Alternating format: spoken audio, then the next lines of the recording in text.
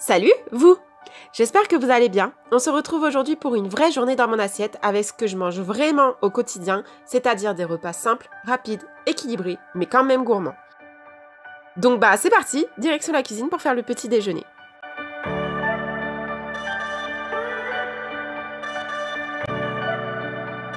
Et je commence donc la journée en me faisant un bon jus d'orange bien frais. Ce n'est pas quelque chose que je fais tous les jours honnêtement, c'est bien pour avoir des vitamines mais c'est quand même principalement du sucre donc j'évite de le faire tout le temps, mais ce jour-là j'en avais envie. Donc je presse 2 oranges, rien de bien compliqué. Et je le bois immédiatement. J'aime bien prendre mon jus d'orange à jeun, j'ai l'impression que mon corps va mieux assimiler les bienfaits comme ça et puis ça me permet de mieux me réveiller. Ensuite, je viens me faire un bol de céréales. Moi, le matin, il faut que ça aille vite, donc je ne fais rien de bien compliqué. Là, j'avais cette marque de céréales, mais je change régulièrement en fonction de là où je vais faire mes courses. Je verse mes céréales, et puis, je viens ajouter du lait d'amande sans sucre, très important. Je trouve que le sans sucre a 10 fois plus de goût que celui avec sucre ou avec du calcium ajouté. Et je ne prends pas de lait de vache parce que je le digère mal, à mon grand regret. Parce que j'adore ça, mais bon, voilà. Je viens engloutir tout ça en 5 minutes, et il n'y a déjà plus rien. Le petit-déj est fini. Et puis, changement de décor. C'est ainsi chez moi que l'on va déjeuner. Ce jour-là, il était déjà presque 15 h, donc j'avais la dalle. Je revenais du sport en fait, donc ne jugez pas ma tête s'il vous plaît. Et au menu ce midi, c'est omelette à la courgette. Je commence donc par enlever les 2 bouts de la courgette et à la peler.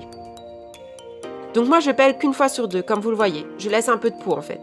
Ça évite que la courgette s'écrase à la cuisson et devienne de la purée et ça permet aussi de donner plus de goût je trouve. Je viens ensuite les couper en rondelles, puis les rondelles en 4 pour faire des petits bouts. Et comme vous le voyez, j'en coupe même plusieurs à la fois, ça va plus vite comme ça. Je prends ensuite une big poêle, j'allume le feu à fond pour que ça chauffe vite. Je viens mettre un peu d'huile d'olive et je fais revenir mes courgettes à feu moyen en pensant à remuer régulièrement. Je couvre le tout le temps de préparer le reste. Donc pour l'omelette, je prends une assiette creuse, je viens casser mes œufs. Je prévois toujours 3 œufs par personne quand je fais une omelette en plat principal. Ça fait une bonne dose, je trouve. Et je ne sais pas vous, mais moi quand je casse des œufs, je fais toujours, mais toujours tomber des morceaux de coquille dedans. Je prends une fourchette et je viens touiller pour casser mes œufs et mélanger les blancs et les jaunes. Enfin bref, je fais une omelette quoi, rien d'extraordinaire.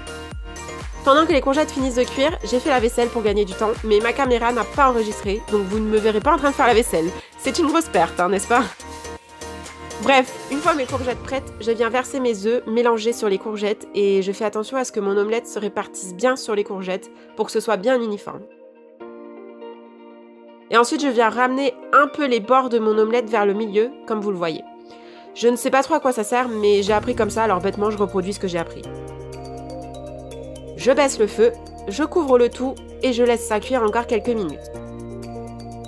Donc j'attends, et puis je me décide d'aller mettre la table au lieu d'attendre bêtement sans rien faire.